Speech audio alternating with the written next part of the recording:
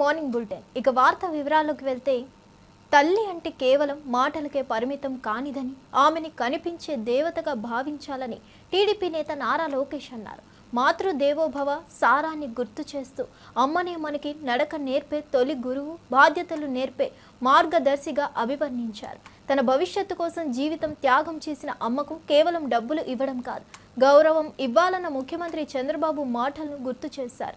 ఇక్కడ ఉన్న ప్రతి తల్లికి వందనం చేస్తూ అమ్మను గౌరవంగా గుండెల్లో పెట్టుకొని సంరక్షించాల్సిన బాధ్యత ప్రతి ఒక్కరిదని లోకేష్ స్పష్టం చేశారు. ఈ సందేశంతో ప్రతి ఒక్కరూ తల్లిని గుర్తు చేసుకుంటూ ఆమె సేవలకు అంకితం అవుతామని పేర్కొన్నారు. తల్లిని గౌరవించడం మన సంస్కృతి హృదయమేనని, ఆమె ఆశీర్వాదం ఎప్పటికీ మనకు కలిసి వచ్చేదేనని హృదయంగా వివరించారు. ఉద్యోగాలు వస్తే గురు సాక్షాత్ పరబ్రహ్మ తస్మై శ్రీ గురువే నమః అంటే ప్రతి విజయం వెనకాల గురువు ఉంటారు. బ్లాక్ బోర్డ్ మీద చాక్ పీస్ తో అక్షరాలు రాసిన ఛాంపియన్స్ మన గురువులు. క్లాస్ రూమ్ లో చదువుతో పాటు జీవిత పాఠాలు చెప్పేది మన గురువు. స్టూడెంట్ ర్యాంకులు కొడితే ఆనందపడేది మన గురువు. స్టూడెంట్ కి ఉద్యోగాలు వస్తే గర్వంగా చెప్పేది మన గురువు. అందుకే మనం ఎంత ఎదిగినా ఎంత పైకెళ్ళినా మన గురువుని, ప్రత్యేకంగా మన పాఠశాలని మనం జీవితాంతం గుర్తుపెట్టుకోవాల్సిన అవసరం ఉంది. మాతృదేవో భవ, అమ్మ అంటే 2 అక్షరాలు కాదు, కనిపించే దేవత. తన జీవితం మన కోసం త్యాగం చేసేది మన అమ్మ. మన భవిష్యత్తు కోసం అహర్నిశలు కష్టపడేది మన అమ్మ. మనకి నడక నేర్పేది అమ్మ, మనకి బాధ్యత కూడా నేర్పేది అమ్మ.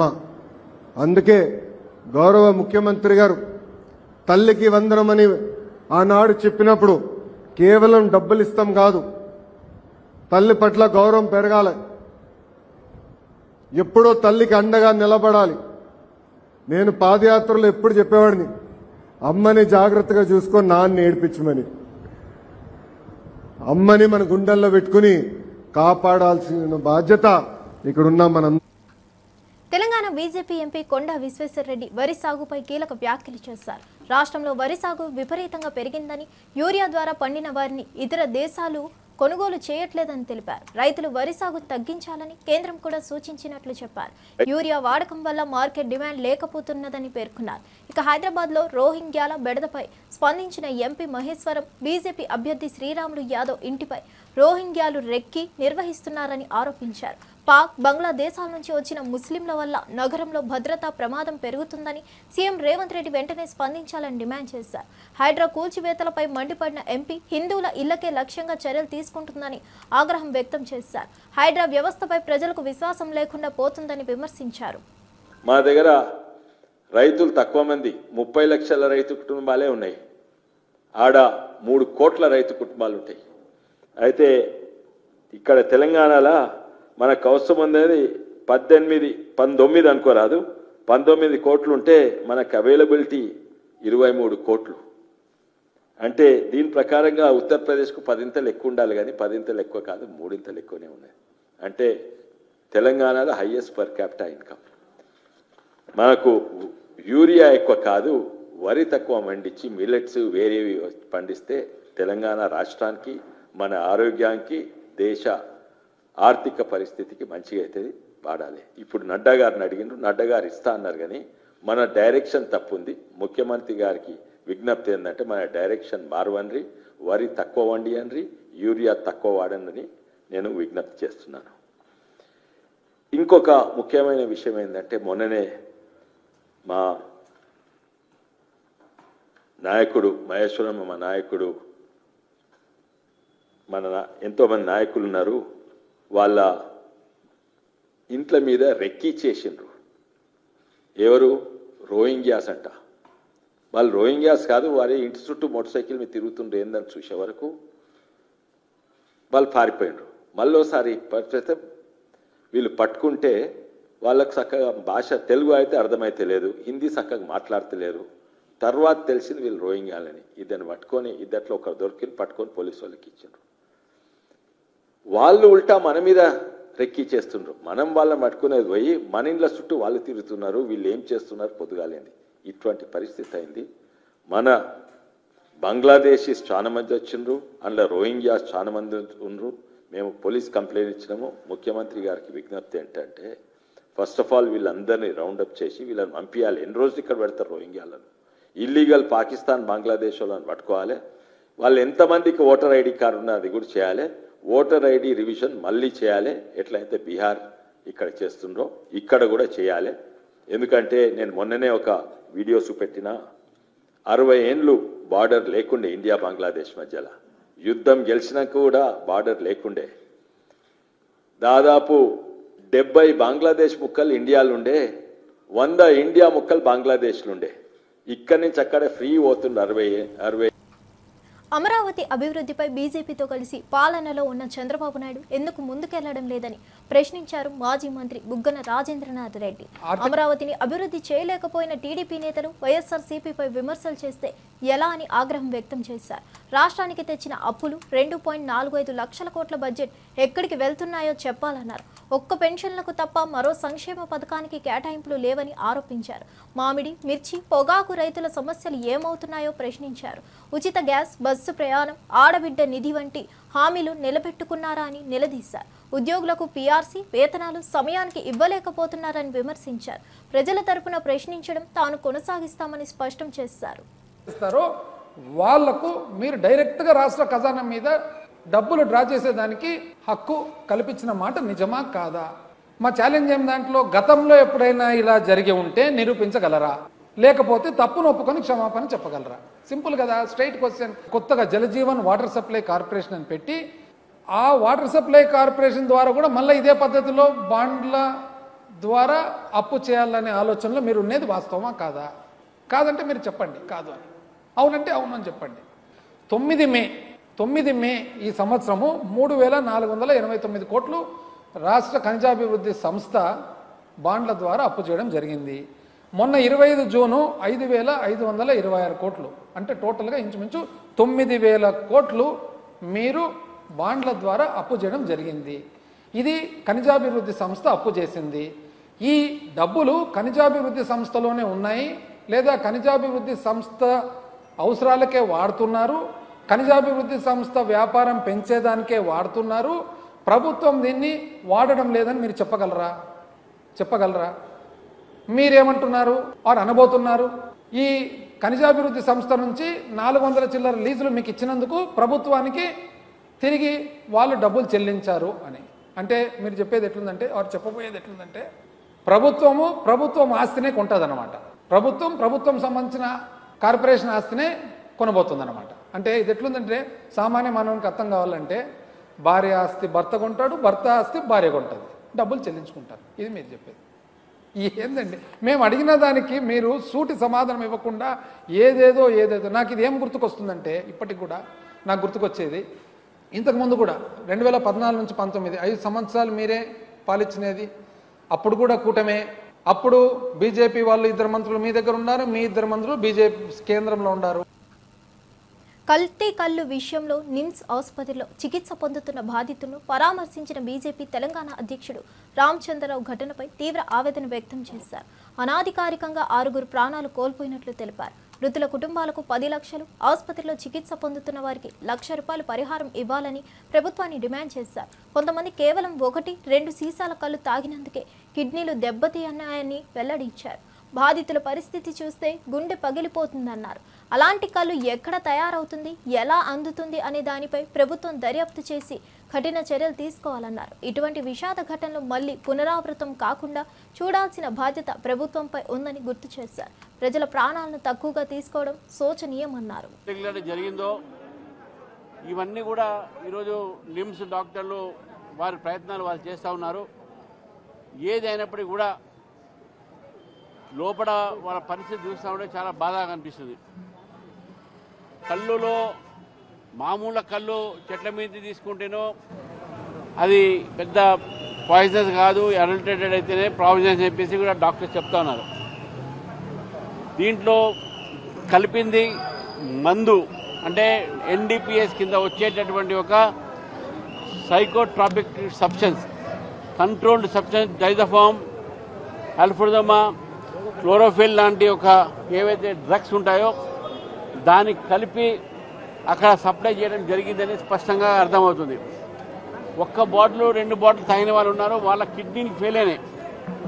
అంటే ఎంత సీరియస్గా మందు కలిపి ఉండొచ్చు మీరు ఒక్కసారి ఆలోచించండి. ఎక్సైజ్ డిపార్ట్మెంటు కుమ్మక్కై కాంట్రాక్టర్స్తోని ఈ యొక్క మందు సప్లై విచ్చలవిడిగా జరుగుతుందని చెప్పేసి మేము భావిస్తా ఉన్నాం. జనరల్ స్టోర్స్లో దొరికేటటువంటి ఒక ఏవైతే వస్తువులు అనేది దొరుకుతా ఉన్నాయి ఇవన్నీ కిరాణా దుకాణాల్లో. ఇది ఒక ఇన్సిడెంట్, ఈ యొక్క సంఘటన ఈ రోజే కాదు, 6వ తారీఖున ముందు కూడా వికారాబాద్లో జరిగింది, కామారెడ్డిలో జరిగింది, మరి అనేక ప్రాంతాలు జరిగినాయి. కొన్ని బయటకు వస్తున్నాయి, కొన్ని బయటికి రావట్లేదు. కాబట్టి నేను ప్రభుత్వాన్ని డిమాండ్ చేస్తూ ఉన్నాను, కల్తీ మందు కలిపేటటువంటి ఒక ఏవైతే దుకాణాలు ఉంటాయో దాన్ని వెంటనే మూసివేయాలి.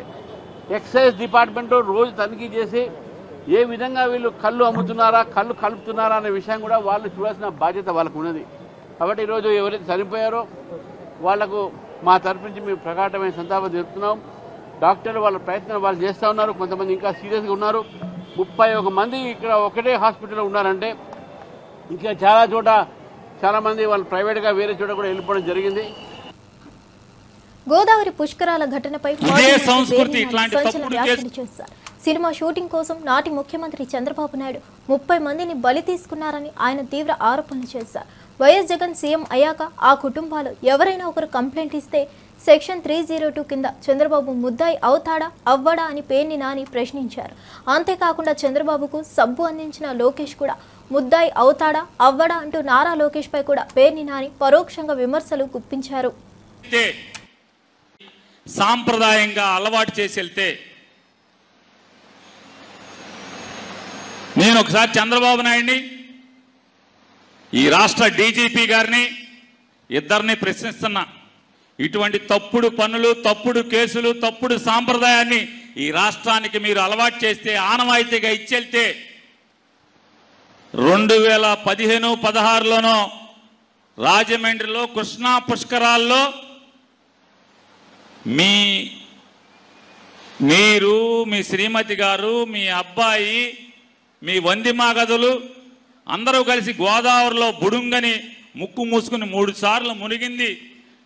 సినిమా తీయటానికి బోయేపాటిని తెచ్చుకుని సినిమా తీయటం వల్ల ఒక్కసారిగా మీరు గేట్లు వదలటం వల్ల 30 మంది ప్రాణాలు కోల్పోతే, వాళ్ళ కుటుంబాలు రోడ్డున పడితే, రేపు మళ్ళీ జగన్ గారు వచ్చిన తర్వాత ఆ 30 మంది కుటుంబాల్లో ఇంట్లో వాళ్ళ కూతుళ్ళో, కొడుకులో, తమ్ముళ్ళో, చెల్లిలో, భార్యలో వచ్చి జగన్ గారికి కేసిస్తే రేపు చంద్రబాబు నువ్వు 302 కింద 30 మందిని చంపావని ముద్దాయి అవుతావా అని అడుగుతున్నాను. చంద్రబాబు వెనకాల ములుగుతుంటే సబ్బందించిన లోకేష్ ముద్దాయి అవుతాడా అవడా?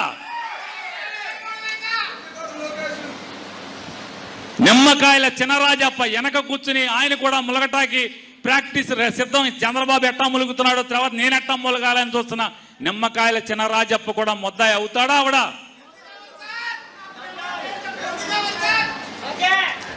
అవుతాడా అవడా? గుంటూరులో పేదరికాన్ని ఎరగా వేసి పారిపోవడం, దాగిపోవడం తన స్వభావంలో లేదని స్పష్టం చేశారు వైఎస్ఆర్సీపీ నేత నల్లపరెడ్డి ప్రసన్న కుమార్ రెడ్డి. తన తండ్రి నల్లపరెడ్డి శ్రీనివాసులు రెడ్డి లాంటి ధీరుడి రక్తమే తనలో నడుస్తుందని గర్వంగా చెప్పారు.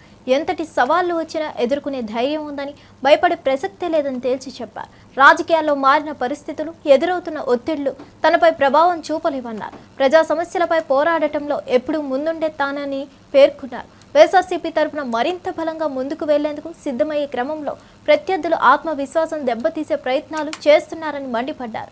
పోరాటమే తన నడక అని, ప్రజలు ఇచ్చిన నమ్మకాన్ని నిలబెట్టుకుంటానని ధైర్యంగా ప్రకటించారు. భయపడేది మాలో లేనే లేదు, మా కుటుంబంలో లేనే లేదు. ఎంత దూరమైనా పోతాం, ఎంత ఫైట్ అయినా చేస్తాము. మాకు ఆ బుద్ధులు లేవు. దాంకోవాలా, బెయిల్ వచ్చేదాకా అక్కడ ఉండాలా, ఇక్కడ ఉండాలా, ఎవరికి కనబడకూడదు అనేది నా మనసులోనే లేదు. నిన్న అనుకోని నొప్పి ఎక్కువగా ఉంటే మెడ్రాస్ పోయి చూపించుకొని ఈరోజు మార్నింగ్ బయలుదేరి వచ్చాను. ఎందుకంటే నిన్న సాయంత్రం 4 అయిపోయింది చెన్నైకి పోయి చూపించుకొని వచ్చాను. అదంతా హాస్యాస్పదం. ఆయన కనబడడం లేదు, ఏడవపోతాను నేను. రండి, ఇప్పుడు వస్తారా, అరెస్ట్ చేస్తారా, తీసుకెళ్ళండి. నేనే పిలుస్తున్నా కదా పోలీస్ డిపార్ట్మెంట్ని, ఆమెని ఆ రాజమాతనే దగ్గర పెట్టుకొని రమ్మనండి, అరెస్ట్ చేసి తీసుకెళ్ళమనండి. నాకేం అభ్యంతరంలా, జైల్లో పెట్టినా హ్యాపీగా ఉంటా. కానీ జరిగిన దాని మీద మాత్రం పోలీస్ డిపార్ట్మెంట్ నిజాయితీగా ఎంక్వైరీ చేసి అరెస్ట్ చేయాలి. మా దగ్గర వీడియోస్ ఉన్నాయి, మా ఇంటి మీదకి వచ్చిన వాళ్ళ వీడియోస్ అంతా ఉన్నాయి. దాంట్లో సీనియర్ నాయకులు కూడా ఉన్నారు, వాళ్ళ పేర్లు నేను చెప్పను, అందరికీ తెలుసు మా వాళ్ళందరికీ ఆ నలుగురు ఎవరో. ఇది మంచి సాంప్రదాయం కాదు, ఎవరికి కూడా జరగకూడదు ఈ విధంగా. అందులో నెల్లూరు జిల్లాలో చాలా మంచి జిల్లా మంది. ఒకరు ఎలక్షన్స్ లో తిట్టుకుంటాం, మరలా స్నేహపూర్వకంగానే ఎక్కడ కనబడ్డా మాట్లాడుకుంటాం. ఆ విధంగా ఉండాలి గాని ఏదో ఒక పదవి వచ్చిందని చెప్పి విచ్చలవిడిగా చేయడము. ఆమె చెప్పిందంట, ప్రసన్న కుమార్ రెడ్డి కాళ్ళు చేతులు కట్టి నా కాళ్ల కింద పడండి తెచ్చండి, చూద్దాం అది కూడా రమ్మనండి, ఎవడొస్తాడో రమ్మనండి, ఉన్నా ఇక్కడనే నేను మాట్లాడొచ్చా ఆ మాట. అంటే నడమంత్రపు సిరి కాబట్టి మధ్యలో వచ్చిన డబ్బుతో అహంభావంతో ఈ వ్యవహారాలన్నీ చేస్తా ఉంది. ఆయన భగవంతుడు చూస్తాడు. బెట్టింగ్ యాప్స్ ప్రకటనలపై స్పందించిన ప్రజాశాంతి పార్టీ అధినేత కేఏ పాల్ సంచలన వ్యాఖ్యలు చేశారు.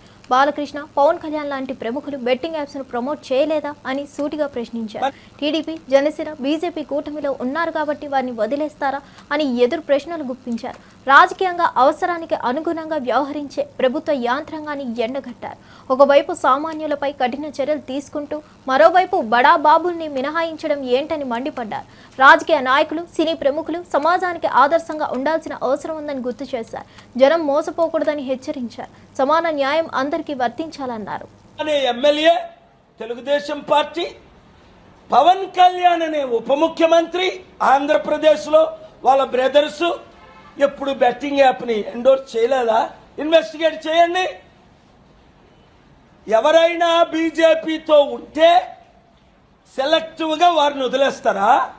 అంటే టీడీపీలో, జనసేనలో మీరు కలిస్తే బీజేపీతో మీకు ఈడీ రైడ్లు ఉండవు, సిబిఐ రైడ్లు ఉండవు, ఐటీ రైడ్లు ఉండవు, మీకు పద్మభూషణలు ఇస్తారు, భారతరత్నలు ఇస్తారు, మిమ్మల్ని చాలా క్లీన్ గా కాపాడుతారు. ఎంత దౌర్జన్యంగా కాపాడుతారు, ఎంత దౌర్జన్యం, ఎంత అవినీతి ఆకాశాన్ని అంటుకుంది. మన బాలకృష్ణ అనే ఎమ్మెల్యే తెలుగుదేశం పార్టీ, పవన్ కళ్యాణ్ అనే ఉప ముఖ్యమంత్రి ఆంధ్రప్రదేశ్ లో వాళ్ళ బ్రదర్స్ ఎప్పుడు బెట్టింగ్ యాప్ ని ఎండోర్స్ చేయలేదా? ఇన్వెస్టిగేట్ చేయండి. ఎవరైనా బీజేపీతో ఉంటే సెలెక్టివ్ గా వారిని వదిలేస్తారా? అంటే టీడీపీలో, జనసేనలో మీరు కలిస్తే బీజేపీతో మీకు ఈడీ రైడ్లు ఉండవు. జర్నలిస్టులను అవమానించిన తెలంగాణ సీఎం రేవంత్ రెడ్డి వెంటనే క్షమాపణ చెప్పాలని డిమాండ్ చేశారు బీఆర్ఎస్ నేత, మాజీ ఎమ్మెల్సీ కర్నె ప్రభాకర్. గతంలో ప్రెస్ క్లబ్లో మీట్ ది ప్రెస్ కార్యక్రమంలో పాల్గొన్న వ్యక్తి ఇప్పుడు అదే ప్రెస్ క్లబ్ను క్లబ్బులు, పబ్బులుగా దూషించడం బాధాకరమన్నారు. మహాన్యూస్ ఘటనపై 5 నిమిషాల్లోనే స్పందించిన మీడియా సంఘాలు ఇప్పుడు ఎందుకు నోళ్లు మూసుకున్నాయో ప్రశ్నించారు. రేవంత్ వ్యాఖ్యలపై బీజేపీ, కమ్యూనిస్ట్ పార్టీలు కూడా స్పందించకపోవడం ఆశ్చర్యకరమన్నారు. బీఆర్ఎస్ తరపున ఈ వ్యాఖ్యలను తీవ్రంగా ఖండిస్తున్నామని స్పష్టం చేశారు. మీడియా, పాత్రికేయుల గొప్పతనాన్ని కించపరిచే ప్రకటనలు చేయడం నిందనీయమని అన్నారు. ప్రజాస్వామ్యంలో మీడియా గౌరవాన్ని కాపాడాల్సిన అవసరం ఉందని వ్యాఖ్యానించారు. విమర్శలు చేసినటువంటి రేవంత్ రెడ్డి ఆ సోమాజ్ కూడా ప్రెస్ క్లబ్ని అవమానించడం అనేటువంటిది దుర్మార్గం.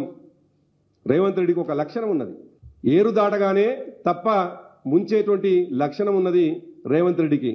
అందుకే ఆయన అనేక సందర్భాల్లో ఒక మాట చెప్పుకుంటూ వస్తున్నాడు, నేను నల్లమల బిడ్డను తొక్కుకుంటొచ్చి ముఖ్యమంత్రి అయినని. ఎస్, నువ్వు ఉత్తమ్ కుమార్ రెడ్డిని తొక్కింది వాస్తవమే, నువ్వు కోమటిరెడ్డి వెంకటరెడ్డిని తొక్కింది వాస్తవమే, నువ్వు శ్రీధర్ బాబుని తొక్కుంటొచ్చింది వాస్తవమే, నువ్వు కాంగ్రెస్ జెండాలను మోసినటువంటి అనేక మంది నాయకులని, త్యాగాలు చేసినటువంటి నాయకులని నీ కుట్రలతోటి, నీ కుతంత్రాలతోటి తొక్కుకుంటొచ్చింది వాస్తవమే. కానీ చివరికి నీ మాట, నీ గొంతయి ప్రపంచానికి వినిపించినటువంటి జర్నలిస్టులను కూడా నేను తొక్కుతా అని చెప్పేసి మాట్లాడము, గతంలో మాట్లాడినాం. చివరికి వేదిక అయినటువంటి సోమాజిగూడ ప్రెస్ క్లబ్ని కూడా క్లబ్గా మాట్లాడి, అది ఒక పబ్బు క్లబ్గా మాట్లాడి తెలంగాణ సీఎం రేవంత్ రెడ్డికి ఎమ్మెల్సీ కవిత సవాల్ విసిరారు. పదే పదే కేసీఆర్ అసెంబ్లీలో ఎందుకు రాలేదంటూ విమర్శలు చేస్తూ ప్రజల దృష్టి మళ్లించేందుకు డైవర్షన్ పాలిటిక్స్ చేస్తున్నారని మండిపడ్డారు. మహిళల సంక్షేమంపై చర్చకి సిద్ధంగా ఉన్నామన్నారు. మేము అందరం మహిళలు మీ పోలీస్ కమాండ్ కంట్రోల్ సెంటర్కు వస్తామని ప్రకటించారు. నెలకు 2500 మహిళలకు ఇవ్వాలన్న హామీ ఏమైందో, తులం బంగారం ఇచ్చే హామీ ఎందుకు అమలు చేయలేకపోతున్నారో, పింఛన్లు పెంచలేకపోయినా కారణమేమిటో ముఖాముఖి చర్చ చేద్దామని సవాల్ విసిరారు. రేవంత్ రెడ్డి ప్రభుత్వం మోసపూరిత పాలన చేస్తుందని ప్రజలు అన్ని గమనిస్తున్నారని హెచ్చరించారు. హామీలను అమలు చేయడంలో విఫలమవుతున్న కాంగ్రెస్ పాలనపై విమర్శల వర్షం కురిపించారు. అనేక మంది స్థానిక నాయకులు వీరన్న గారి ఆధ్వర్యంలో, కిషన్ నాయక్ గారి ఆధ్వర్యంలో, మా తమ్ముడు పవన్ గారు మాధవ్ గారి ఆధ్వర్యంలో చేరడం జరిగింది. మరి జాగృతిలో నాయకులకు కార్యకర్తలందరికీ కూడా ధన్యవాదాలు తెలియజేస్తున్నారు. మరి ముఖ్యమంత్రి రేవంత్ రెడ్డి గారు పదే పదే కేసీఆర్ గారు అసెంబ్లీకి రావాలని రంకెలేస్తున్నట్టుగా నిజంగా కూడా వాదన చేయాలనుకుంటే, మీకు నిజంగా కూడా చర్చ చేయాలనుకుంటే మీ పోలీస్ కమాండ్ కంట్రోల్ రూమ్ కి మేము మహిళలు అందరం కూడా వస్తాం. చర్చ పెట్టండి. ఎందుకు 2500 రూపాయలు నెలలకు మహిళలకు ఇస్తానని ఇవ్వడం లేదు, ఎందుకు తులం బంగారం ఇస్తలేరు, ఎందుకు 2000 నుంచి 4000 ఇస్తాన్న పెన్షన్లు పెంచడం లేదో తప్పకుండా చర్చిద్దాం. అంతేగాని చీటికి మాటికి కేసీఆర్ గారి పేరు చెప్పి మీరేదో డైవర్షన్ పాలిటిక్స్ చేయాలని చూస్తే తెలంగాణ ప్రజలేమో అమాయకులు కాదు. మీరు చేయనటువంటి విషయాన్ని ఖచ్చితంగా వెంటబడతాం. మీరు చేసినామని చెప్తున్న విషయాల్లో ఉన్నటువంటి మోసాన్ని కూడా ఎండగడతామని చెప్పి ముఖ్యమంత్రి గారిని నేను డిమాండ్ చేస్తా ఉన్నాను. Thank you. జై తెలంగాణ. అమ్మ తర్వాత అంత పవిత్రమైన పదం కమ్మ అని పేర్కొంటూ కమ్మ కులాన్ని కావాలని కించపరిచే వ్యాఖ్యలు చేస్తుండడం బాధాకరమని పేర్కొంది కమ్మ గ్లోబల్ ఫెడరేషన్. మా favourite IPL team Sunrisers. భారత జట్టుపై మాకు గర్వం ఉందని తెలిపింది. అయితే పసుపు రంగు కారణంగా చెన్నై సూపర్ కింగ్స్ ఆస్ట్రేలియాను మెచ్చుకుంటే కమ్మవారన్న వ్యాఖ్యలు చేయడం అభాసపరిచేదిగా ఉందని స్పష్టం చేశారు. కులాన్ని రంగుతో లింక్ చేస్తూ అపార్థాలు సృష్టించడాన్ని తీవ్రంగా ఖండించింది. సోషల్ మీడియాలో జరుగుతున్న నిరాధార ఆరోపణలు, విడ్డూర కామెంట్లు ఆపాలని కోరింది. సృష్టించబడిన అపవాదాలను తిప్పికొడతామని, అవసరమైతే చట్టపరంగా ముందడుగు వేస్తామని హెచ్చరించింది. కలుసుకోవడం, గౌరవించడం మానవతా విలువల భాగమని తెలిపింది. భాగంగా ఉభయ తెలుగు రాష్ట్రాలు ఏ విధంగా నష్టపోయాయో మనం ప్రత్యేకంగా చెప్పాల్సిన పని లేదు. ఇది ఒకసారి కాదు, 2 సార్లు కాదు, 3 సార్లు కాదు. ఇన్సిడెంటల్గా అయితే 1 సెకండ్ ఉంటుంది, 5 సెకండ్లు ఉంటాయి, 10 సెకండ్లు ఉంటాయి. కానీ 2 నిమిషాలు 10 నిమిషాలు ఒక స్క్రిప్ట్ రెడీ చేసి, ఆ స్క్రిప్ట్లోకి 8 పాయింట్లు రెడీ చేసి, ఏది మీకు ఏది ఇష్టమైన క్రికెట్ టీం ఏంది, మీకు ఇష్టమైన ఐపీఎల్ టీం ఏంది, మాకు ఇష్టమైన మన ఐపీఎల్ టీం ఏంటి చెప్పండి. మన ఐపీఎల్ టీం ఏంటి? Sunrisers. మన ఐపీఎల్ టీం వచ్చేసి చెన్నై సూపర్ కింగ్స్ ఎట్లా అవుతుంది? ఎందుకంటే వాళ్ళు ఎల్లో జెర్సీ వేసుకుంటారు కాబట్టి. అంటే మీరు ఏం తెలుసుకున్నారు? మీకు ఇష్టమైన క్రికెట్ టీం ఏంటి? మనకి ఇష్టమైన క్రికెట్ టీం మన ఇండియా టీము. మరి మీరేం చెప్తారు? దాంట్లో ఆస్ట్రేలియా అని చెప్తారు. ఎందుకంటే ఆస్ట్రేలియా జెర్సీ వచ్చేసి ఎల్లో. అంటే మీరు ఏం చెప్పదలుచుకున్నారు? కమ్యూనిటీకి ఎల్లోకి మీరు ఎట్లా ముడిపెడతారు? ఇది దారుణం కదా. అంటే ఎవరికి తెలియదని ఇవన్నీ ఏదో వాళ్ళు చెప్పడం. మహబూబాబాద్ జిల్లా గూడూరు మండలం భూపతిపేట గ్రామంలో మానవత్వాన్ని ముంచెత్తే ఘటన వెలుగులోకి వచ్చింది. వృద్ధ తల్లి ఒకరిని 4 కొడుకులు తిండి పెట్టకుండా గ్రామ రైతు వేదిక వద్ద వదిలేశారు. చలికి తట్టుకోలేని పరిస్థితిలో తేలికపాటి చెద్దరితో వణుకుతున్న ఆమెను చూసిన స్థానికులు స్పందించి బాధితురాలికి అండగా నిలిచారు. కన్న తల్లిని ఇలాంటి విధంగా వదిలేసిన కొడుకుల పట్ల ఆగ్రహం వ్యక్తం చేశారు. వృద్ధురాలికి తగిన వసతులు కల్పించాలని అధికారులు వెంటనే స్పందించాలని కోరారు. తల్లికి తిండి పెట్టకపోవడమే కాదు, ఆమెను ఏకంగా వీధిలో వదిలేయడం హృదయాన్ని కలిచివేసింది. మానవతా విలువలు పోయిన ఈ యుగంలో ఇలాంటి ఉదాంతాలు తీవ్ర దిగ్భ్రాంతికి గురి చేస్తున్నాయని స్థానికులు ఆవేదన వ్యక్తం చేస్తున్నారు.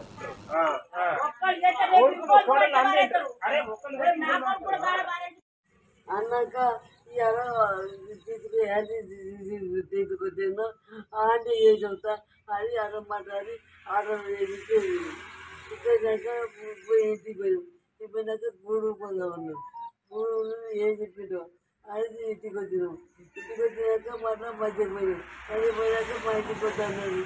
వద్దు ఇంటికి వచ్చి ఇది అయిపోయింది. ఇక్కడ తీసుకొచ్చి చేసిన నాయకు కూడా నీ కొడుకు తీసుకొచ్చిన నాయకు చిన్న కొడుకు మరయానది. తన తొలి చిత్రం దొరసానికి గ్రామీణ సంస్కృతి అర్థం చేసుకోవడంలో మై విలేజ్ షో ఎంతగానో దోహదపడిందని యంగ్ హీరో ఆనంద్ దేవరకొండ తెలిపారు.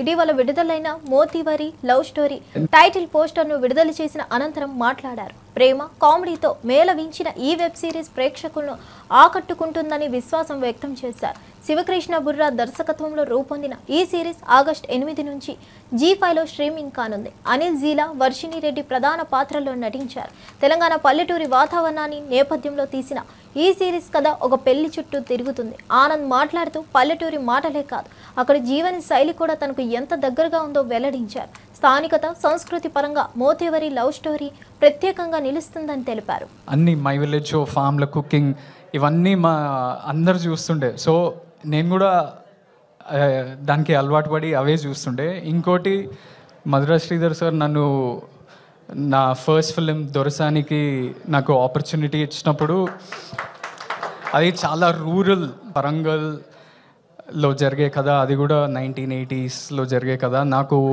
అంతగా తెలియదు ఆ కల్చర్ గురించి ఎలా ఉంటుంది ఏంది కదా అంటే మొత్తం రీసెర్చ్ అంతా నేను మై విలేజ్ షోలోనే చేసిన.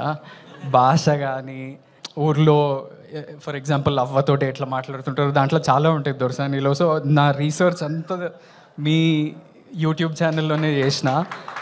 సో నేను ఒక్క నిమిషం కూడా ఆలోచించి కూడా I want pay it back to you. అంటే మీరు నా జర్నీకి తెలియకుండానే ఒక పాత్ర ప్లే చేసిండ్రు. సో నేను ఇలా I didn't come to say launch of this poster, I wanted to say thank you. నేను యూఎస్లో చదువుకుంటున్నప్పుడు ఒక 4-5 years అక్కడనే ఉన్నా. చాలామంది రిలేటివ్స్ దగ్గరకో ఫ్రెండ్స్ దగ్గరికి పోతే సిద్ధార్థ్, శరత్ కుమార్, దేవయాని ప్రధాన పాత్రల్లో నటించిన 3BHK సినిమా ప్రేక్షకుల్ని ఆకట్టుకుంటుంది.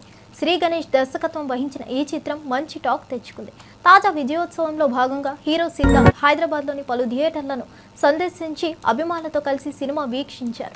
ఈ సందర్భంగా మీడియాతో మాట్లాడిన సిద్ధార్థ్, మంచి సినిమా ఎప్పటికీ ప్రేక్షకులు ఆదరిస్తారన్న నమ్మకాన్ని మరోసారి ఈ చిత్రం రుజువు చేసిందన్నారు. ప్రేక్షకుల ప్రేమతో గర్వపడుతున్నట్లు పేర్కొన్నారు. కుటుంబానికి దగ్గరగా ఉండే కంటెంట్, భావోద్వేగాలు ప్రేక్షకుల హృదయాలను గెలిచాయని చెప్పారు. నటీనటుల ప్రతిభకు పెద్దపీట వేసిన విధంగా దర్శకుడు సినిమాను తీర్చిదిద్దాడని ప్రశంసించారు. థియేటర్కు వచ్చిన ప్రేక్షకులకు కృతజ్ఞతలు తెలిపారు. 3BHK విజయంతో తనపై మరింత బాధ్యత పెరిగిందని చెప్పారు. సినిమాలకి ఎప్పుడు మీ దగ్గర అది ఇలాంటి ఒక ఫ్యామిలీ క్రౌడ్ దగ్గర ఎప్పుడు ఒక రిసెప్షన్ ఉంటుందని నమ్మకం. ఈ 3BHK it's a little piece of my heart. మీతో ఈ ఎండ్ క్రెడిట్స్ చూడటం really it's un unforgettable moment for me. And నేను ఇలాగే ప్రతి ఊరికి వెళ్ళి ఇలాంటి థియేటర్లో నేను సినిమా మీతో కలిసి చూడాలని నా కోరిక. I'm gonna try to do that. 5 ఏళ్ళు లైఫ్ దాటిన తర్వాత ప్రతి మనిషి ఏదో ఒక విషయంలో లైఫ్ని రీసెట్ చేస్తాడు. అది సమ్ టైమ్స్ మనమే చేస్తాం, సమ్ టైమ్స్ పరిస్థితి ప్రభావంగా ఉంటుంది, సమ్ టైమ్స్ సమాజం మమ్మల్ని అలా చేయి పట్టుకుని చేస్తుంది. బట్ జమ్మూ కాశ్మీర్ రియాసీలోని చీనాబ్ నదిపై నిర్మించిన వింత దృశ్యమైన రైల్వే వంతెన సందర్శకులను విశేషంగా ఆకర్షిస్తుంది. ఇటీవల ప్రధాని నరేంద్ర మోదీ ప్రారంభించిన ఈ చీనాబ్ ఉక్కు వంతెన ప్రపంచంలోని ఎత్తైన రైల్వే ఆర్చ్ బ్రిడ్జ్గా గుర్తింపు పొందింది. నది మట్టానికి 359 మీటర్ల ఎత్తులో ఉండే ఈ బ్రిడ్జ్ పొడవు 1315 మీటర్లుగా ఉంది. ప్రస్తుతం వర్షాల నేపథ్యంలో వంతెన చుట్టూ మేఘాలు అలుముకోవడంతో దృశ్యం మరింత ఆహ్లాదకరంగా మారింది. సహజ సిద్ధమైన అందాలతో పాటు వాస్తవిక నిర్మాణ కళ కూడా పర్యాటకులకు ఇముడించుతుంది. 1486 కోట్ల వ్యయంతో తయారైన ఈ వంతెన దేశ సాంకేతిక సామర్థ్యానికి అద్దం పడుతుంది. జమ్మూ, శ్రీనగర్ మధ్య రైలు ప్రయాణానికి ఇది కీలకంగా మారనుంది. దేశ అభివృద్ధి ప్రాజెక్టుల పరంగా ఈ వంతెన ఒక గొప్ప మైలురాయిగా నిలిచిందని విశ్లేషకులు చెబుతున్నారు.